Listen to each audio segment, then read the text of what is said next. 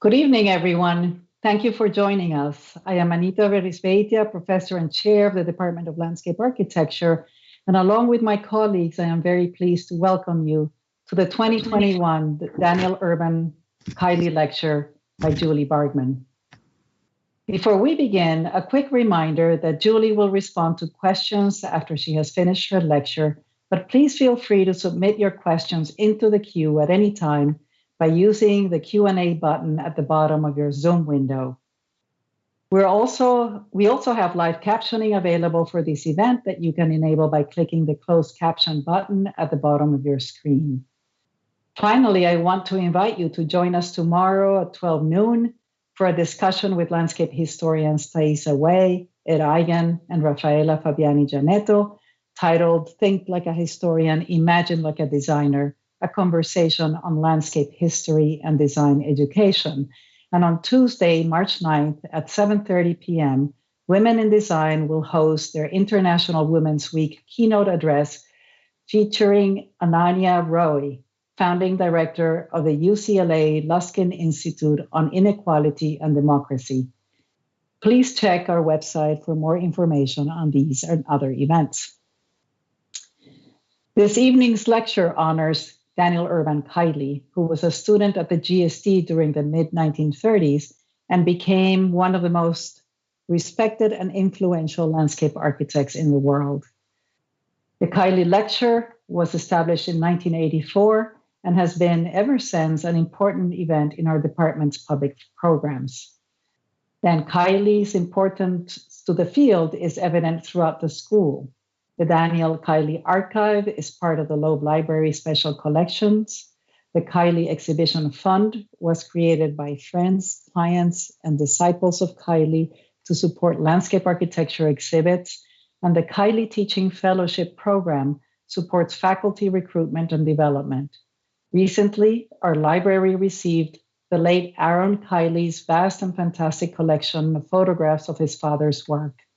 We're honored to have these enduring tributes to Dan Kiley and the Kiley family as part of the GSD. It is now my great pleasure to introduce Julie Bargman and to celebrate her accomplishments tonight. In one sense, she needs no introduction. Julie has been one of the most influential designers and educators of her generation, so I will be brief about her trajectory and accolades. She studied at Carnegie Mellon University and continued her training at the GSD, receiving her MLA in 1987. Only 3 years later, in 1990, she was awarded the Rome Prize, and in 1992, she opened her design practice, Third Studio, quickly earning recognition such as the Cooper Hewitt Award in Environmental Design in 2001, and instant critical acclaim from both the professional and the general press. That is, Julie had a meteoric rise from early on in her career. But in addition to this, what I have found most extraordinary in her work is the consistency of her intellectual project over the span of more than 3 decades. I can say without fear of exaggeration that when we arrived as MLA1 students at the GSD in the fall of 1984, she was already fully formed as a designer. All the influences that have shaped her work ever since had been already internalized, guiding her courses and studio work. 2 of these are especially salient in my memory. First are the works and the writings of the artist Robert Smithson, specifically his interest and documentation of industrial ruins and his definition of the dialectic in landscape. Those contradictory forces embedded in them that nonetheless are critical in sustaining what makes them vital. The second influence in her work has been the industrial landscapes of New Jersey, where Julie grew up. Where most saw blight, she saw poetics and design potential.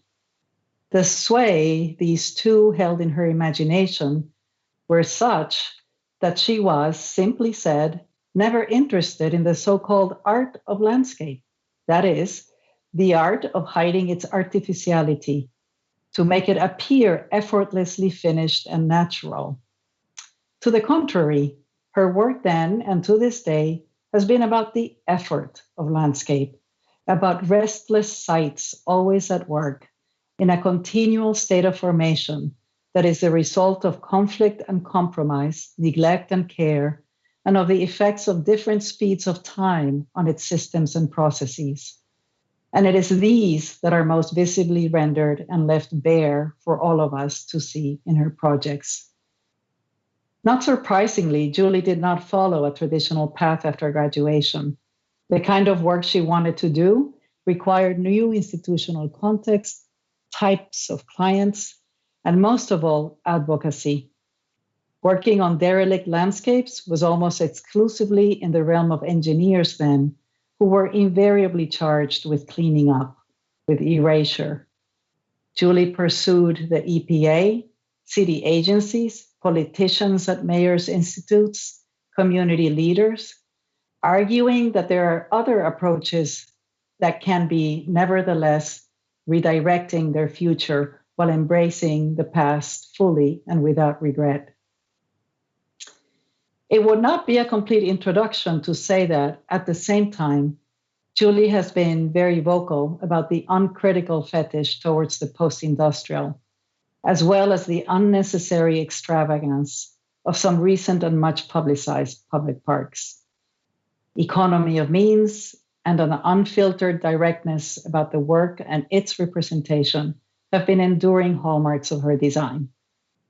Which brings us to tonight's topic, Modesty, a manifesto calling for restraint when we don't know what's next. Julie, welcome back to the GSD. We are delighted to have you here. Okay. Thank you so much, Anita. I'm listening to your introduction. I'm, of course, flashing back to, when we were students together there at the GSD and realizing that, there was a good amount of times that you knew me better than I did. So I had to run to your desk and ask you what I was doing. So thank you for that. Thank you for this privilege to be speaking within the realm of the Kiley lectures, which are, awesome collection of landscape architects. So speaking of Kiley, I wanted to, I of course have to tell a personal story. And that is that at the American Academy of Rome in 1990, I saw these two men, walking toward me, and it was the classics professor, and I couldn't believe it. It was Dan Kiley, and the professor later said to me, he said, "It looked like you had seen God," and I said, "I did." And then at some point, Kiley came up to my studio that were full of rubbings of Etruscan tombs, like you see here, which were a far cry from the pressure, surprisingly, or not, that I had of doing measured watercolors of Italian gardens. Yuck. So Kiley said to me, he goes, "You believe in instinct, don't you?" And I was like, "Yeah." And I think it was a compliment, not sure. But then he said, "Hey, Blondie," never forget that. "Hey, Blondie, let's go have a gin and tonic." And I took that as a compliment.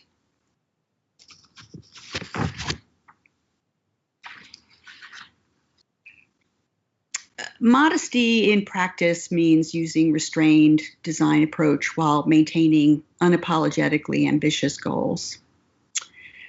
Effective modest methodologies do not mix well with meek aspirations. As Anita pointed out, for 3 decades, I have been embracing sites, good, bad, and more often than not, toxic. And the toxic ones force me to temper outrage with savvy strategies. And all along the way, again, as Anita mentioned, I've channeled Smithson. I have never wanted to save the world. I just wanted to find these trouble state stories embedded right where they are, evolving exactly as they are. And knowing this stories allowed me to call that as a best resource to regenerate these sites. The site-specific approach is old hat, but the modest method is rare, overshadowed by the rapid-fire proliferation of shallow, corporate, unimaginative, and needlessly showy landscapes. By the way, this is no reflection on Nelson Birdwolf's work at Hudson Yards, so shame on Wells Fargo. Troubled sites especially ask us to slow down. They ask us to recalibrate our speedy practices to be as patient as gardeners or even the gardens themselves, growing and dormant at their own pace. My practice, Dirt Studio, was modeled after an artist studio, intentionally small enough to make collaboration inevitable. We took our time. We cultivated a slow design practice, but with shamelessly obsessive behavior. To many of you, much of what I say and show this evening will be nothing new. But by framing ideas dirt style, I hope you'll see the efforts to cultivate a humble but hard-ass projects.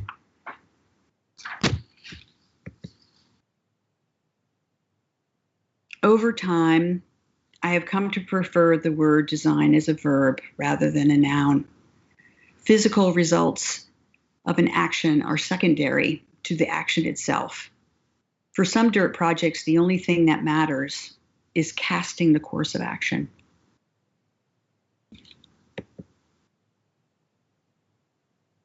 should have been up there. The working methods are precise, but the formal results are provisional. Put another way, the choreography is exact, but the outcome is a calculated guess.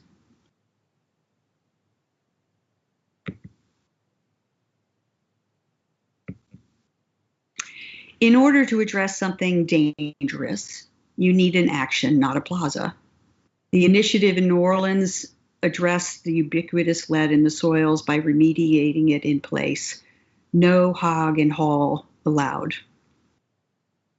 In this case, science and art came together to accomplish the incremental distribution of an amendment that renders the lurking lead non-toxic. Our action plan was to create a civic network of action, not a dishonest makeover.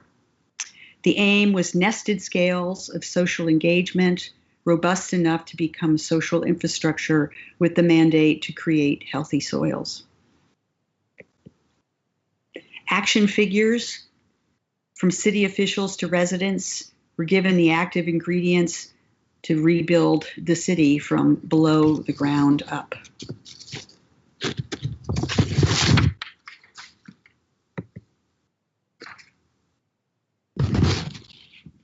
What happens when a client is expecting a designed thing, but instead you present them with a construction process? A proposal to move dirt around on their land instead of exporting it to a community who doesn't have a voice to say no. We gave them recipes to carefully carry the excavated dirt via historic railways. The dirt went over to the soil factory where it was detoxed, and then the clean dirt was moved to its new home, the sinking ball fields on the Oxbow. We felt it was a simple strategy to avoid damaging consequences to the neighborhood, to avoid hundreds of truckloads of dirty dirt barreling past homes. We felt our proposal was eminently just and reasonable, but the client evidently believed it was unnecessary, so we were patted on the head and shown the door.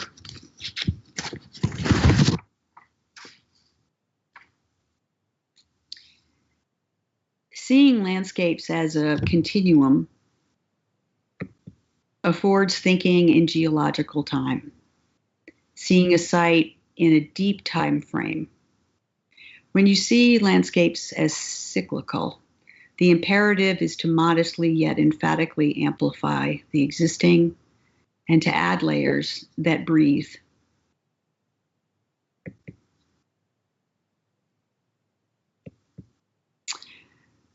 We were not trying to save the world like many heroic remediation projects, but we were in awe of the landscape of coal, the hundreds of miles of invisible coal tunnels now spewing acid mine drainage.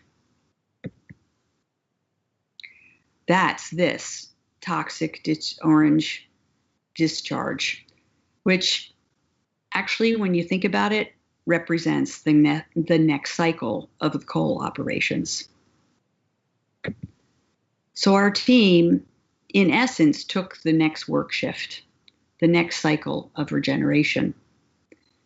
The passive treatment system across from the town is an ecological washing machine, a machine that reworks the polluted legacy slowly but surely toward its next generation.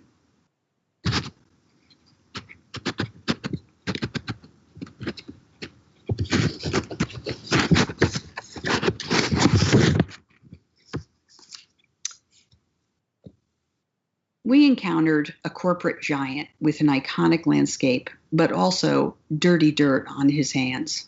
And of course, we said, we'll gladly take that dirt off your hands. We resisted their corporate preference of hogging and hauling, which is expensive, but also fast and conveniently invisible. We did our homework about the coke operations so that the approach was calibrated, rejecting erasure as an option. We suggested a slower and less invasive scenario. You're hearing the same words over and over. Let the toxic byproducts remain in place to treat it with regenerative gardens. The technology of phytoremediation at that time was nascent. So it was a fantastic opportunity to, despite the client's resistance, make a public display of these gardens and let science become visible.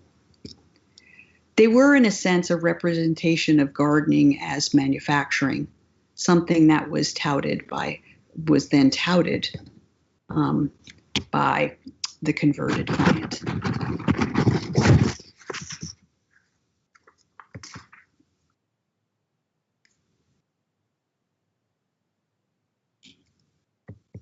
When a client assumes that we'll start with the tabula rasa, we guide them to embrace the past, always. Without the past, it's hard to imagine the next step in the site's evolution. The main character at the Navy Yard centered around the historic production lines. These were the railways that we liberated from beneath a 2-inch veneer of asphalt. Yes, that's Judy Garland.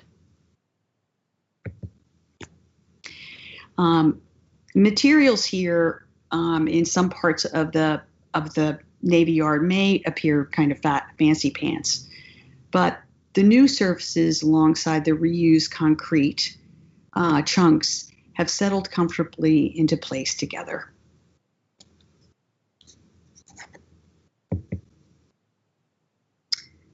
Human agency always ruled. The ground had been impregnated with century of Navy labor, which seeped up to the surface to make this story very actually easy to tell.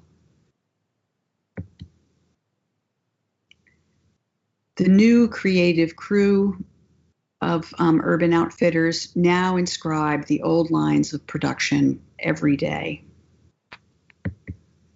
Surfaces, remnants, and plants were put in place to see what would happen.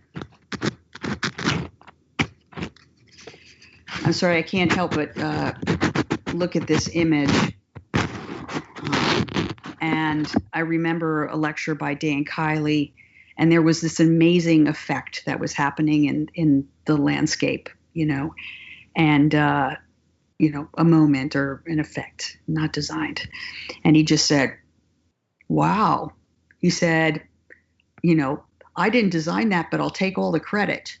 So I'm going to take credit for this.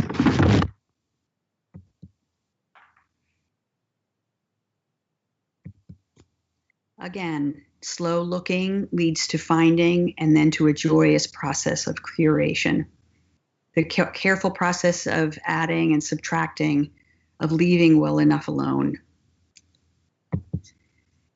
Impatience, wow, did that come again? Impatient corporate design, over-designed, over-budgeted, over-Instagrammed is blind. There is value in simply casting a glance. Slow looking nudges the site-specific to become site-dependent.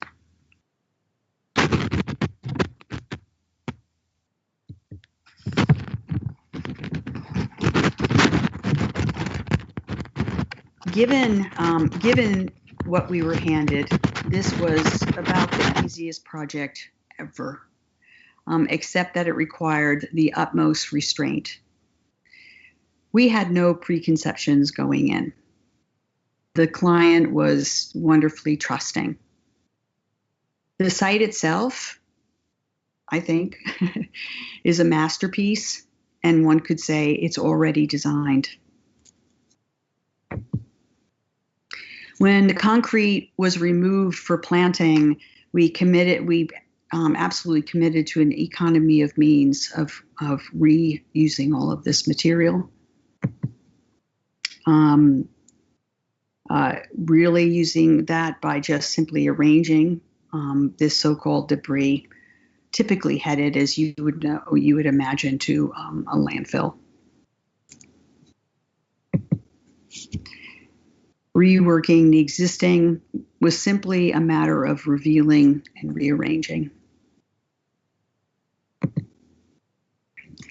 Replumbing the historic pipes led to the straightforward act of turning on lost water.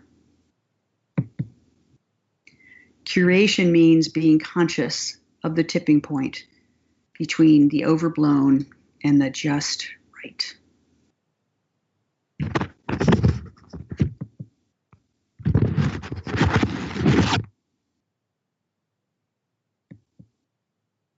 Scaled up curation is a beautiful exercise in time and duration. Editing and revealing were our tools for reworking legibility, since this 300 acres of post-industrial land was so disorienting and opaque. A method of addition, subtraction, and leaving well enough ensued. A manic method of searching and searching. The oak woodlands were carefully managed to maintain their wild state, while the more cultivated rooms were carved out of the mosaic. Heritage oaks were liberated, and everyone is welcome.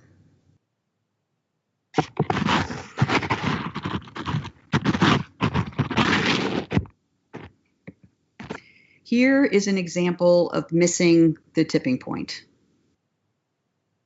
In contrast, Team Teragram, led by Michael van Valkenburg Associates, made a pact that we would work very, very carefully with the extraordinary wilderness.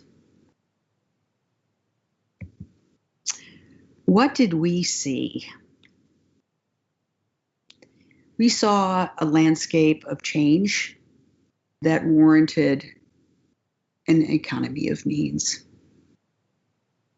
or it would disappear. What didn't others see? a landscape that was growing according to its own logic, not ours.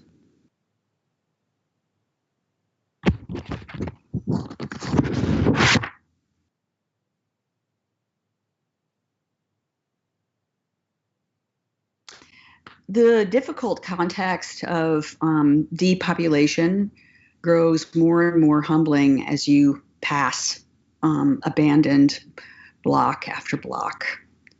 Yes, in Detroit. How could a modest way of working contribute value in a low density neighborhood?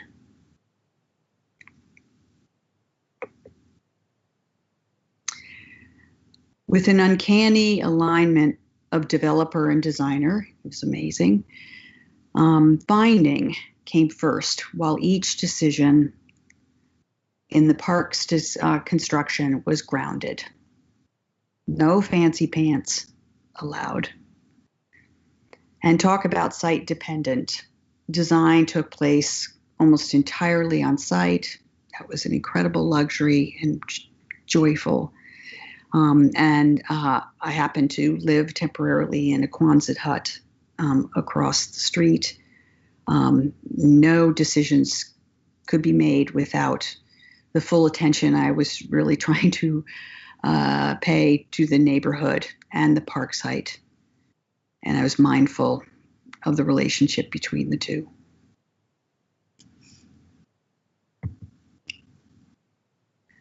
The entire ground plane was contingent upon finding excavation of the buried historic engine house bestowed stone to create terraces. Holes bashed in bygone paving became tree pits.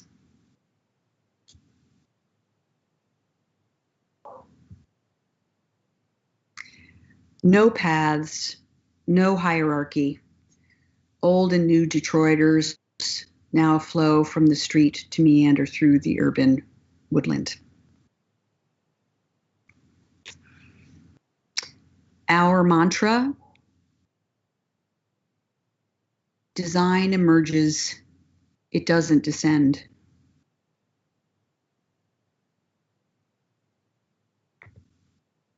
This might be a very brief talk, but I just want to end and have plenty of time for questions. But I'd like to end by raising the value of a modest practice, of a simple design methodology, a careful way of finding, a grounded way of acting as we move forward slowly into healthier times.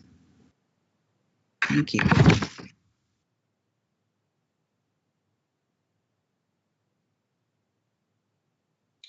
This is always strange, this silence. Yay! Thank you so much, Julie. Always an inspiration. Really, what extraordinary work. While the questions come in, I actually have two questions. One is, I think it's so powerful how you say that you work with a simple methodology, but that has ambitious aims, and that is your definition of modesty. Can you talk about the aims or the ambition of the work more generally? Mm-hmm. Because you're very clear about saying you're not here to save the world. Yeah. So are we talking at the level of, I imagine it's many things, but are we talking at the level of certain ethic about materiality, about poetics, about the reception, about history? I mean, how would you define the ambition? It's something that is very consistent, and yet I would love to hear it from you. Yeah, Well, yes, you're right on the mark there. I think I've always had, I didn't usually use the word ethic, but I think, over the years, as I kind of look at the work, I mean, I think that's the driving force. And I think I just put it in terms of doing right, doing right by the landscape, doing right by the landscape more than the client. That was first and foremost, always. And also to be conscious of this idea to, almost aggressively put some things in place. I'm thinking about Vittendale, although that was modestly put in place, but altogether it's a pretty ambitious landscape. But it all has to, that then has something to do with this, its the life of its own, I mean, more and more when I, think about this issue of cycles, and I appreciate, I always cite Jill DeSemini with that, developing and articulating ideas about cycles, and cyclical landscapes in cities, is, really, this goes to my loving to think of everything as a verb, and that Mm-hmm. I can, some things can be put in place and you walk away, in the best way. Mm-hmm. But when I picked, Modesty, I think I told you I wanted to take it back, but I still think it makes some sense, the method, but Totally. I'm Mm-hmm. not, as I'm not shy, so, Mm-hmm. and I don't think the landscapes are shy, but how they were put together, uses restraint as a strength. Mm-hmm. Can you talk about toxic beauty? It's a hard concept. It's difficult. It's what?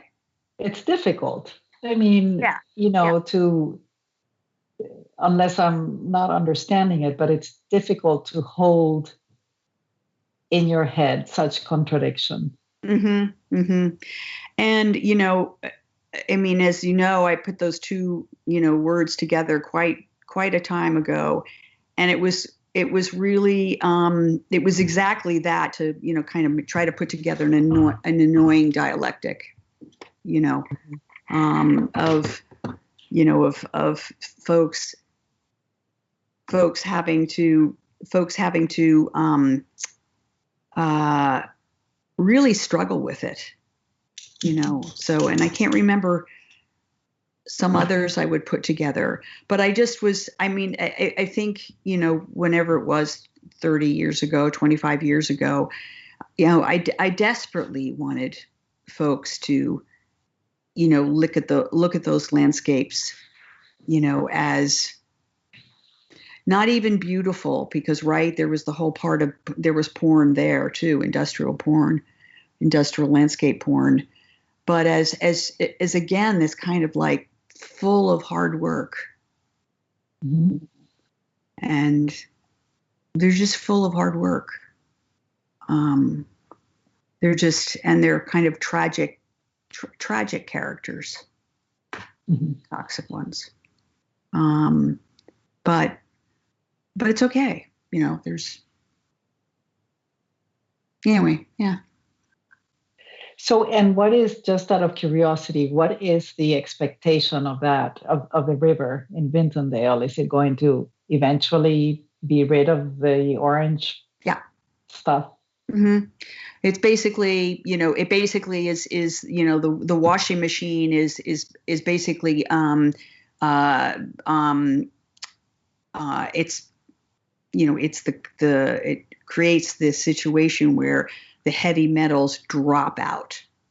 Mm-hmm.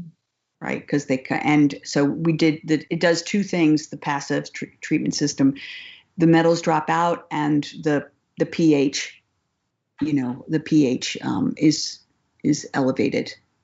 So, yeah, it was so much fun, that project. All right, I'm going to go. I just saw that the questions are coming up. I'll start with our own dean, Sarah Whiting. Thanks for a wonderful talk and for eschewing fancy pants. It was a good job. I wonder, perhaps not surprisingly, what you would offer as a pedagogy of modesty. And to piggyback on Anita's question about ambition, how do you teach students to be modestly ambitious or ambitiously modest?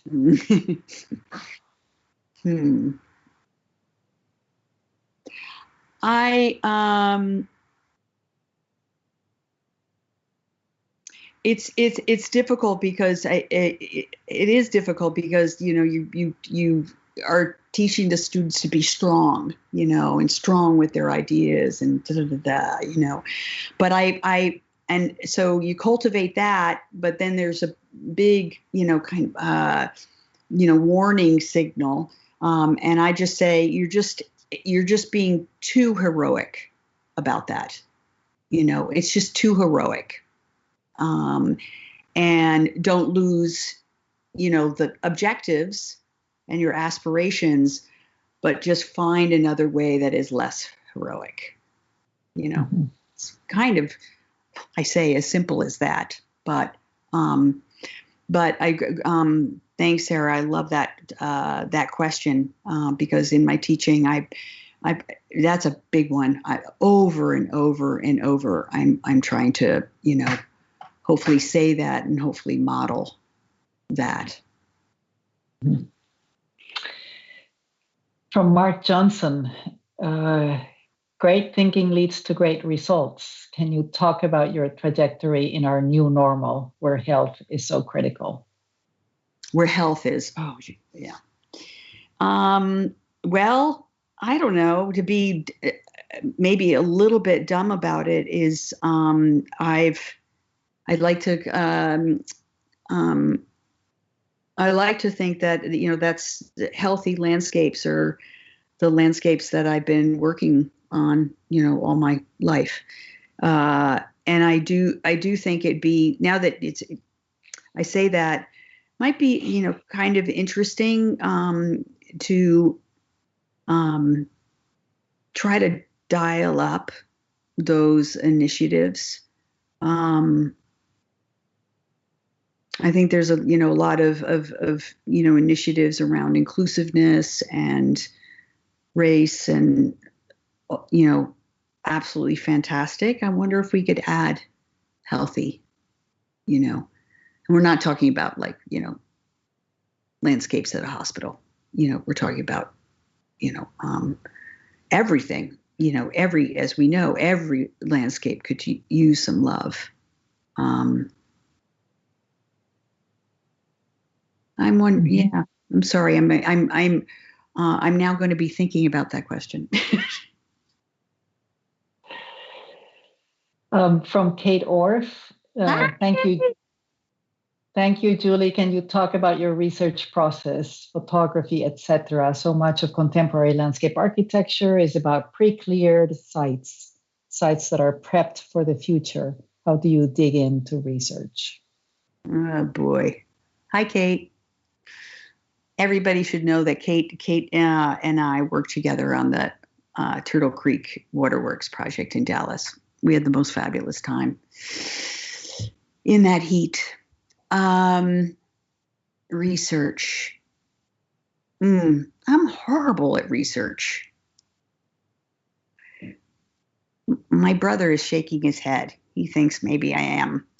I have to say, I think that I don't know. I can't think much more than I hope the research is, a lot of it is on the ground, and that it's really messy. That the research itself isn't like a clear site. That it's, right. That it just, you're not looking, you're not looking for the solution. You're looking for all of the kind of messy stuff that you could then use. and you're not I like to think with, like Kate was mentioning, like my photography and my really manic drawings and all these other things that aren't so clean, that it helps for a pretty, I'm not going to say, nicely cacophonous, way of applying it, because what you're finding is kind of cacophonous. So why not have that, like, look at this mess of a landscape in front of you. I mean, yeah, sorry, Kate, didn't do too well on that one, but messy. Talk about the firehouse. Okay, the next question from Aisha Scooter. Sorry if I may mispronounce your name. It's about trust. When pressure for ambitious client exists, at what point does the client say, okay? Are many decisions made prior to getting started on a project, or is it a feet on the ground evolution?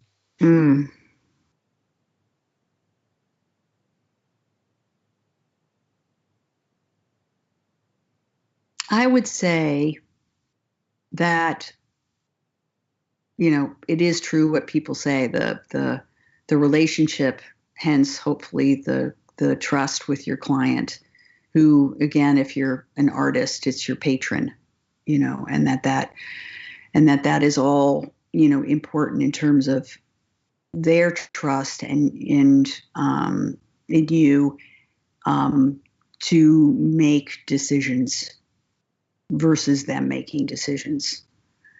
That's a real, like, turning point I have found with clients. Some trust you right away, like my crazy client here in Detroit. Others, you earn the choice. It is primarily about walking them through understanding that site, right, as best you can. And it's either it's on the ground or it's you do whatever you have to. And I do think that we do have to devote a lot of time to building that trust. Sometimes it's hellacious. Usually it's pretty joyful, because if you are kind of discovering the site and the project and the aspirations, like, together, I have found that the trust is inevitable. If you do that, if you take that time on the site and about the site. And it's about the site, by the way, more than their program and aspirations for it.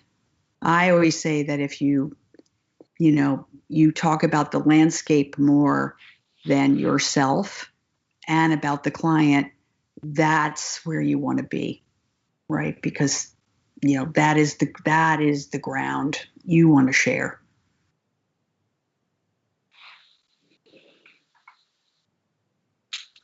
Okay, there were actually several questions about how do you present to your client, and you speak about your particular methodology, your particular poetics of landscape, and what is that process?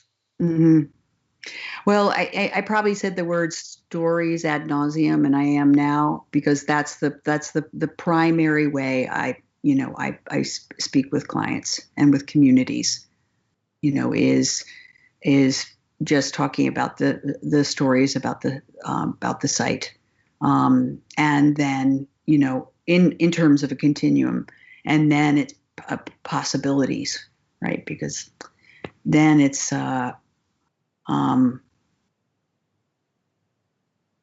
if you move into, then the site's landscape's capacity, and you kind of play with that, with the client or the community. That's fantastic. I never talk about my ideas or philosophy. Never. Just never.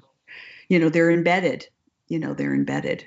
And I do think that everybody, listening probably, encounters, having a certain voice, right? That's what we're talking about with the client, because I have made the mistake of talking about, some things that would have, a bit of an environmental or ecological, value, and that client didn't want to have anything to do with that, so I just said, okay, I won't talk about that anymore.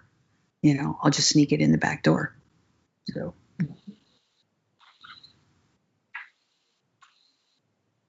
Okay. Mary Leithurst asks, how do you typically investigate the history of a site? Do you use municipal records, local historical records, corporate records, or other? Everything I can get my hands on, or I should say dirt folks can get their hands on. I do want to say also, that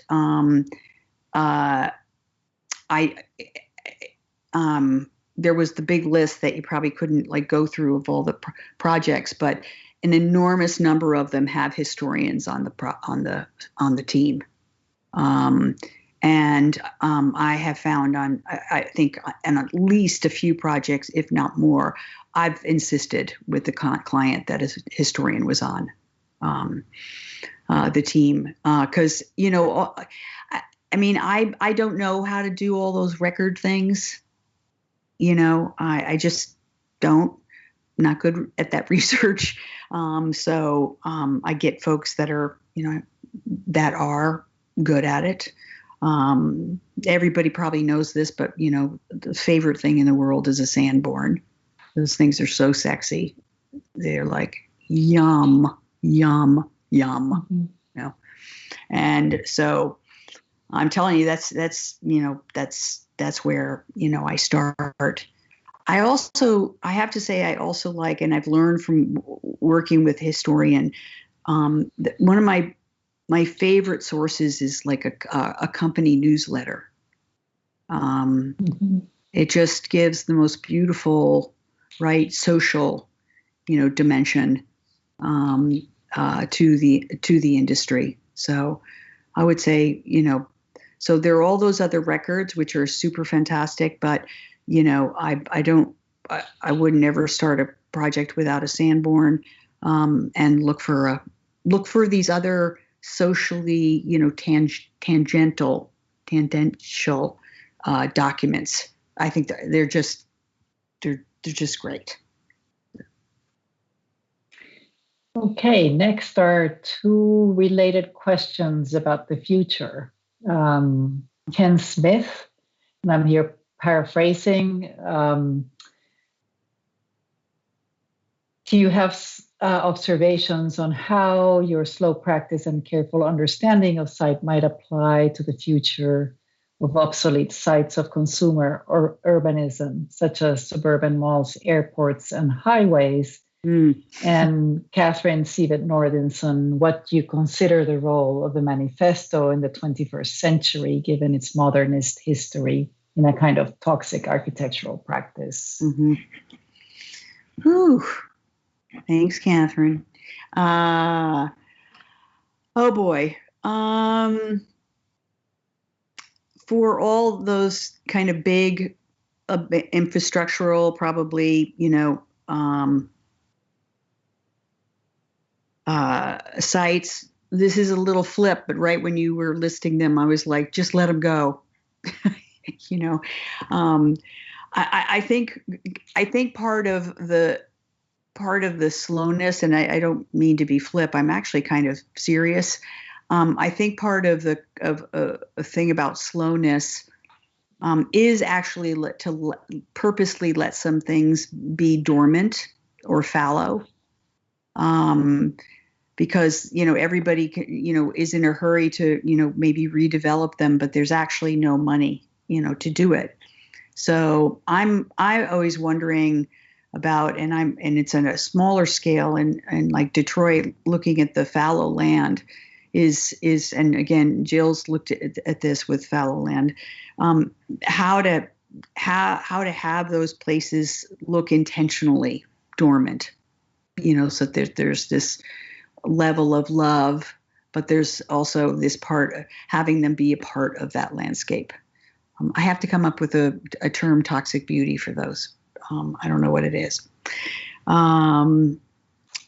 So, but again, I mean, it's interesting. I remember I'm like flashing back for some reason to a conversation I had with Rich Haig, about the gas works, and we were talking. It was Rich that made me really think about this idea of dormancy, of intentional dormancy, and fallowness. Yeah. So, Manifesto. Oh my God. I maybe am a little sloppy with Manifesto in that I'm always asking my students to do one because they're just so friggin' wimpy. I shouldn't say that, but it's true. Or how all students like struggle, with articulating what they're doing. So I have to say that there's nothing tremendously intellectual about how I use it. I really use manifestos as a tool, as a vehicle, for I do it for myself, to myself of just like, God damn it, just, say what you mean, blurt it out, give it a little bit of rub, for us all to rub against. Yeah. Mm-hmm. Thanks for that, Julie. Lisa Thompson asks, can you talk more about your clients' receptivity to your ideas, their reaction to your approach, and the final execution of the works, and ultimately the ongoing use and embrace and care for the sites as they evolve? Mm-hmm. Yeah.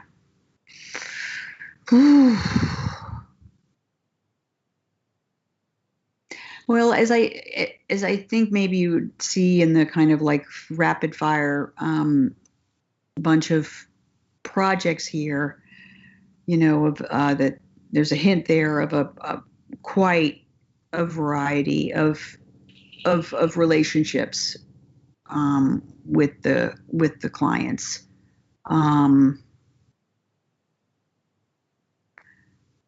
And it does relate to the other part of the question of, quote unquote, stewardship, since they kind of are like either they are in charge of it, or they're part of working towards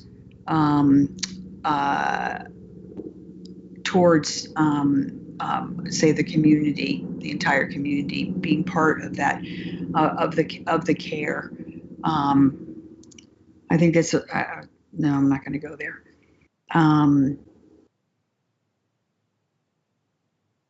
I don't know. I'm having trouble with this one. With this question. So I got to pass.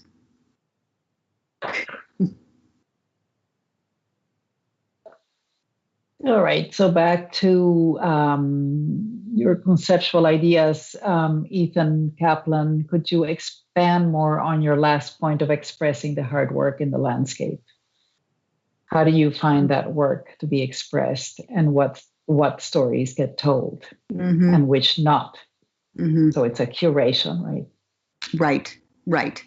Well, right. It's about looking at all of that evidence, within the landscape. There are all those traces, of the work, and most of the time they've been suppressed, right? It's kind of as simple as that. Or if they're out in the open, they're kind of,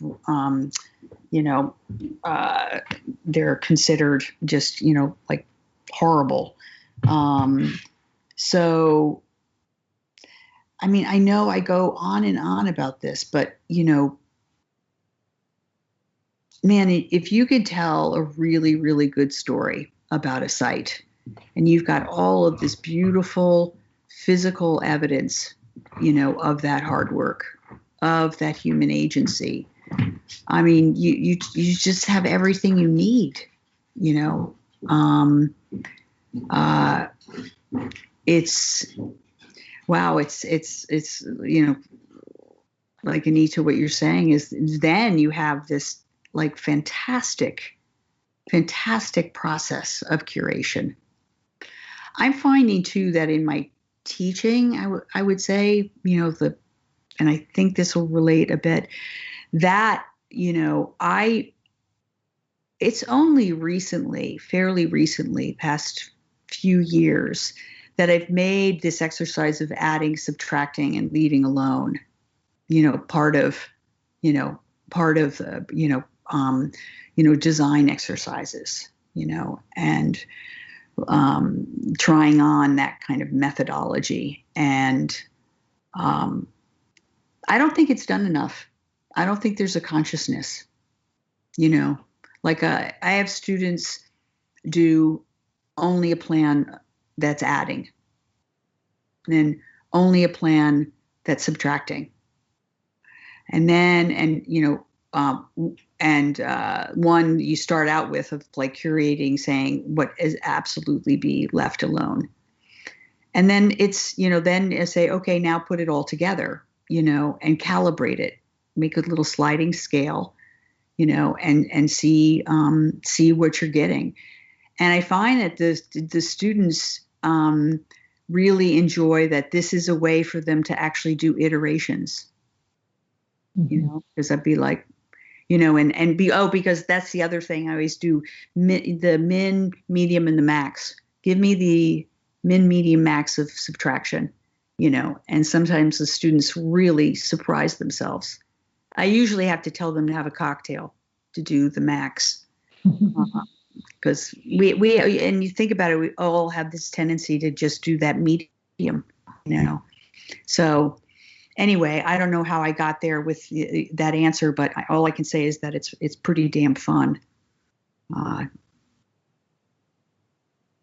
Try it. And speaking of fun, Karen Janowski asks, do you still build models with soil and spices? Thanks, Karen. Yes. Yes, actually.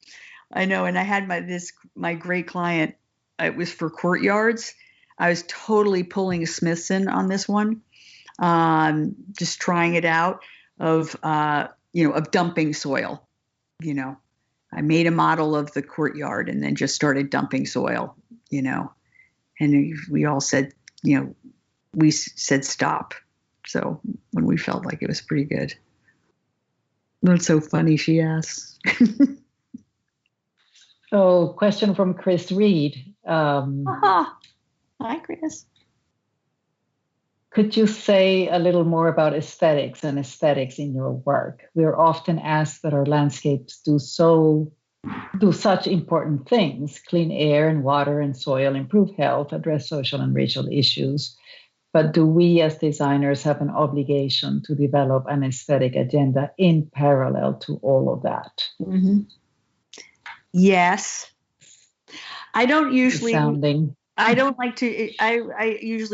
I don't usually like to use the big A word. I don't know. It makes me very nervous. But I absolutely think that when you got everything else kind of working, that this thing, visual, physical, this is nothing new to you, is resonating, because it's got to resonate on, and I think the aesthetic is a very particular level of resonance,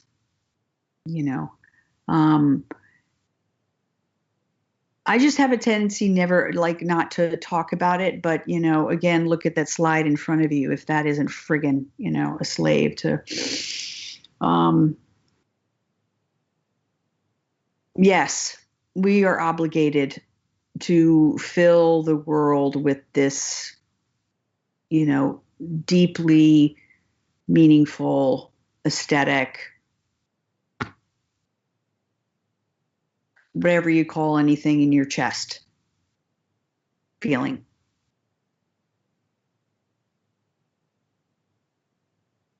And I think it would be fair to say that you do have a very strong one, Julie. Mm. I mean, I remember walking into the office in the fall and of the previous year, and seeing the cover of LAM at a distance and thinking, that's got to be Julie.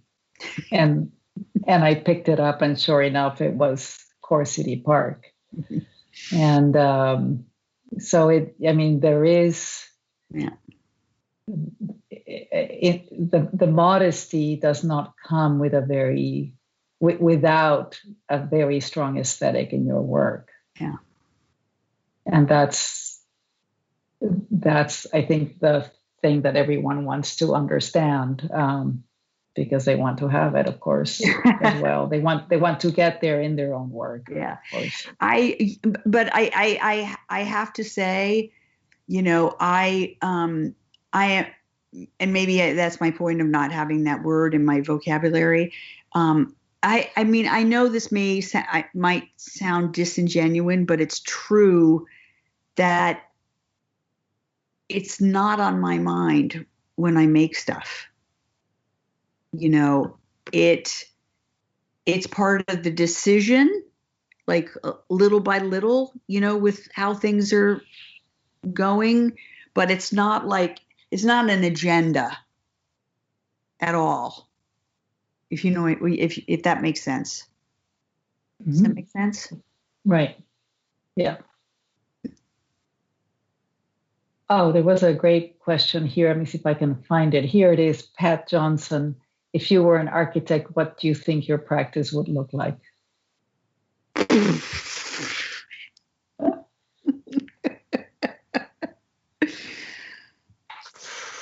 Wow. Come on, Julie. You probably know. I'm sure you've dreamt architecture many times. You what? I'm sure you've dreamt about architecture many times.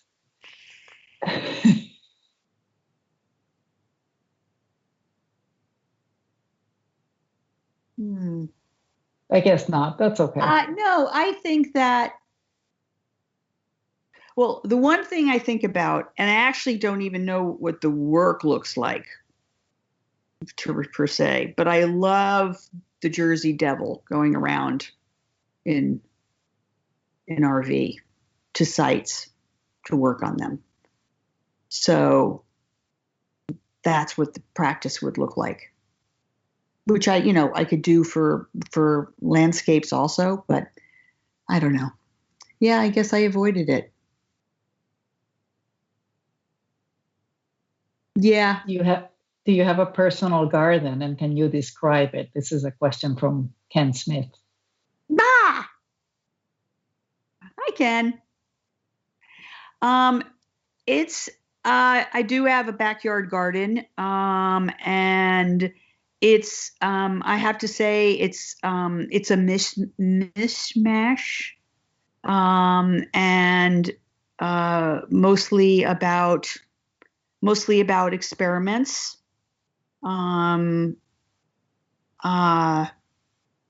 Yeah, but nothing. I don't think anything special, but just plants I love. I did some earthwork, so that works out pretty well.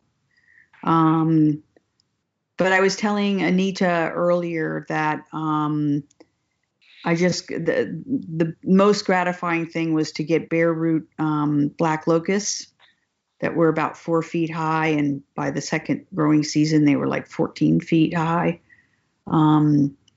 So, and actually below those below it's a whole big old line of them, or gaggle of them. And sure enough, below them is the debris garden, that underneath, all this stuff from an old coal shed and everything from, previous world, of the site it's underneath those honey locusts. Mm-hmm. So nothing special, just poking, watching things over time.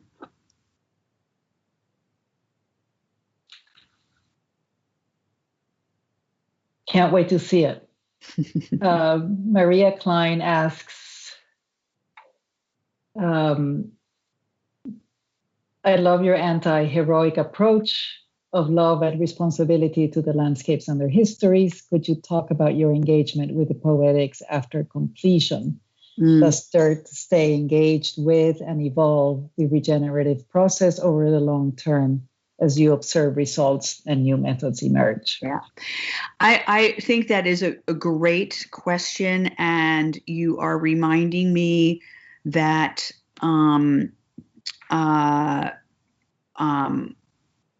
you're reminding me that of a point that I was going to make in the lecture about this idea of kind of long-term contracts. More, I think Michel Devine talks about that.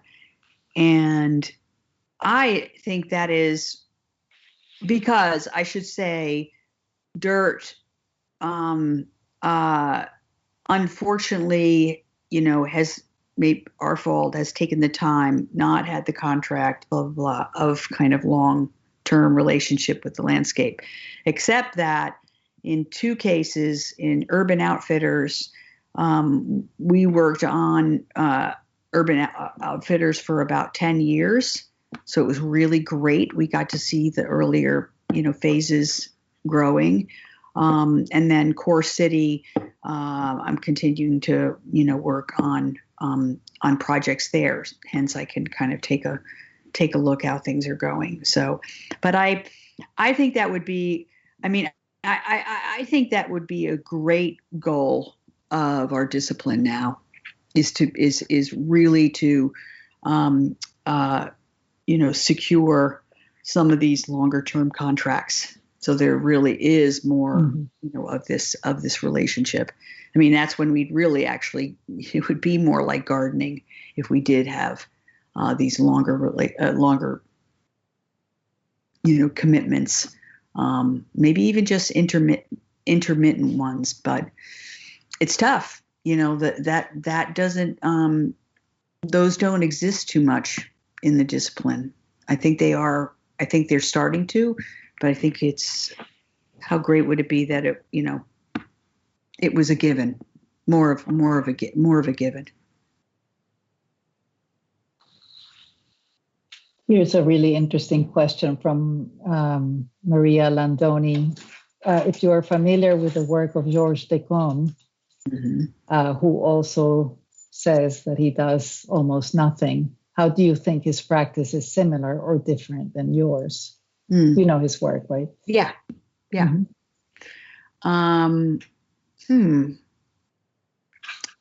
He does bigger stuff.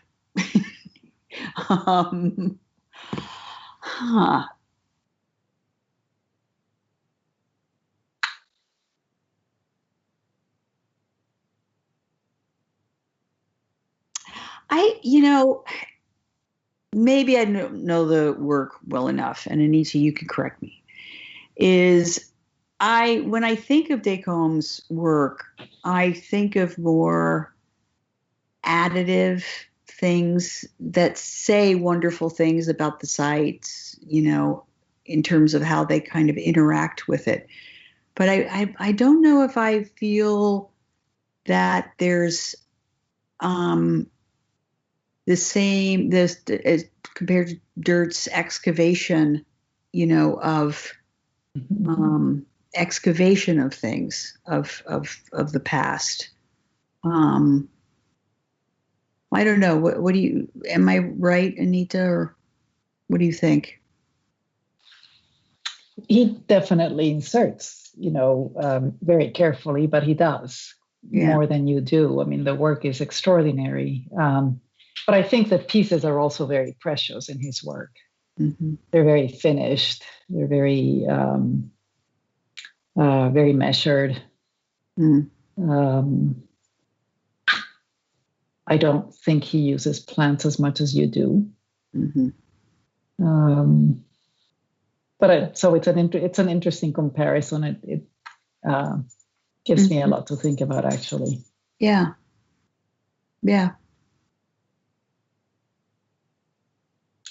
All right. Do we have time for a couple more questions, Julie? How are you doing? I'm doing okay. Great. I'll fall later. Okay. Here's a question about quote unquote saving the world from Yishan Chen. Why not save the world one project or one landscape at a time in this very contaminated world? Isn't it part of our aspiration of being a landscape architect to be stewards of the land? Yeah. Well, I mean, that's fantastic. I love being called out on things. I think that I'm kind of obviously there talking about heroics again. When you say save the world, it's this, it's just this kind of heroic attitude and heroic approach. And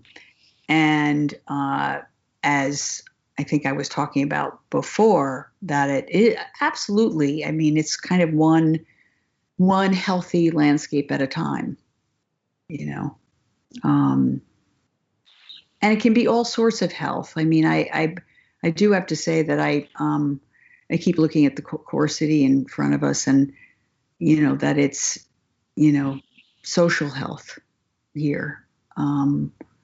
So absolutely save one landscape at a time, but don't say it that way. Mm-hmm. Be more modest. Right. Kathy Simon asks, can you talk more about your relationship to Robert Smithson and his interest in land art, in making geometry appear in damaged landscapes? Mm-hmm. Mm-hmm. Yeah. Well, I mean, my God, the guy is my hero. And it's interesting, the kind of sculpture itself, it's the concepts behind it that to me is intriguing more than in a way the thing itself. Although of course the thing itself, is registering, right, these forces that he talks about. But I have a tendency to read and reread Smithson to keep in line of thinking, about that dialectic,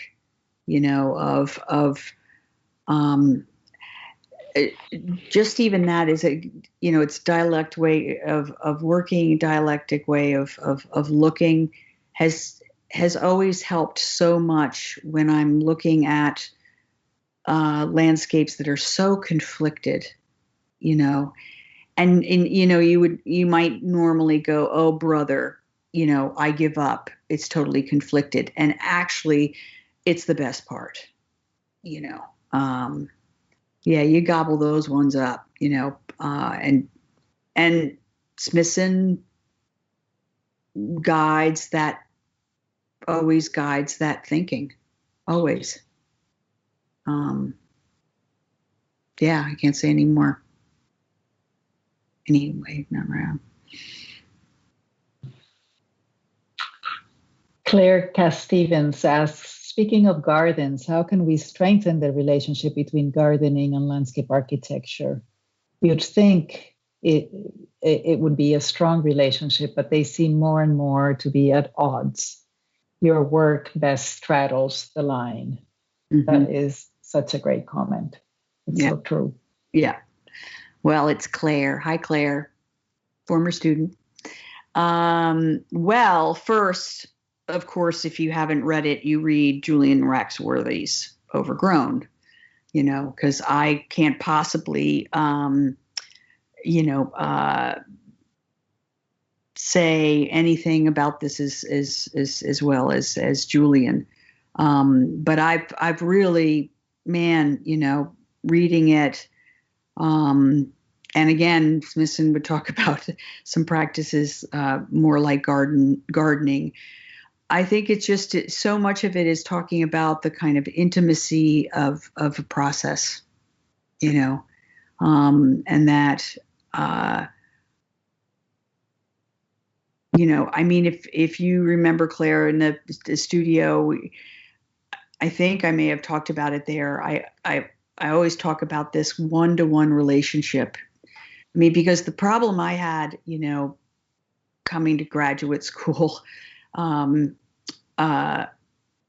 design school from art school, was lacking almost that gardening kind of one-to-one relationship, with the landscape, with anything, because design just doesn't allow it. But I think in our imaginations and more in practice, I think we want to think about what it means to have these kind of one-to-one relationships, where it actually doesn't have to be gardening per se, but it's, an attitude, right? Because again, Core City Park, what you see there, that it could be landscape architecture, but it really is a garden, So stick with it, Claire. If you aren't thinking one-to-one, I'm going to come find you. So. Laura Burnett says, I've been a fan since school. Are you encouraged by the evolution of the support industry, like landscape contractors, nurseries, laboratories, regulatory agencies over the past 30 years?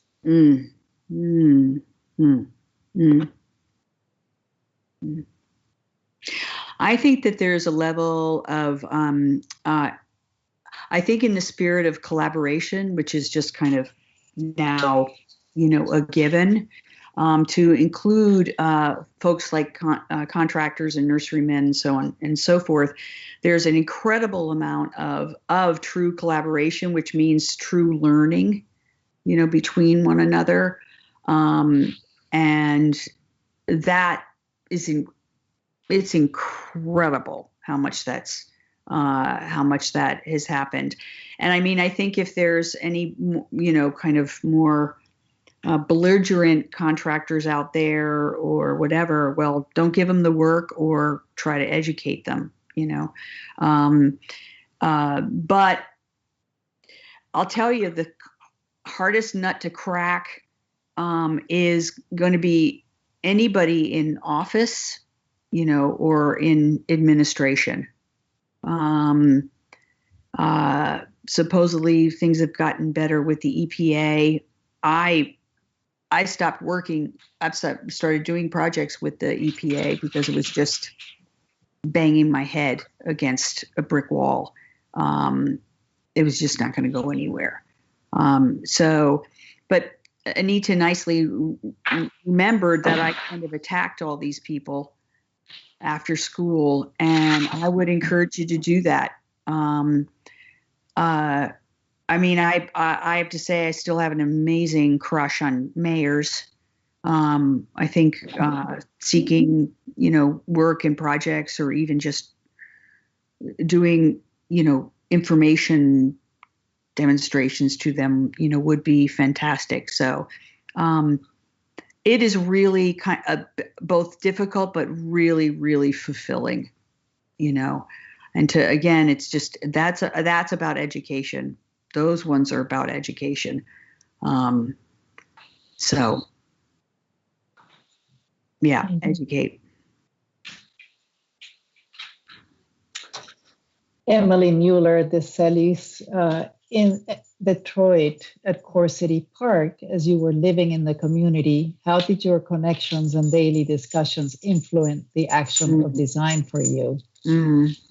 assuming it was different than other projects where you might not have had that unusual opportunity to have lived in. Has that informed your subsequent approach to work and teaching since that experience? Yeah, and so how? Yeah, thanks, Emily. Hi, Emily.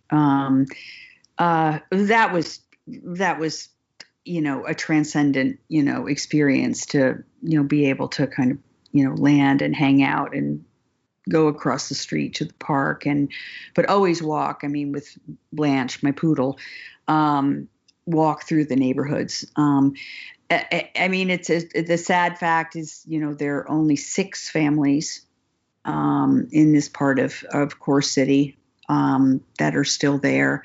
I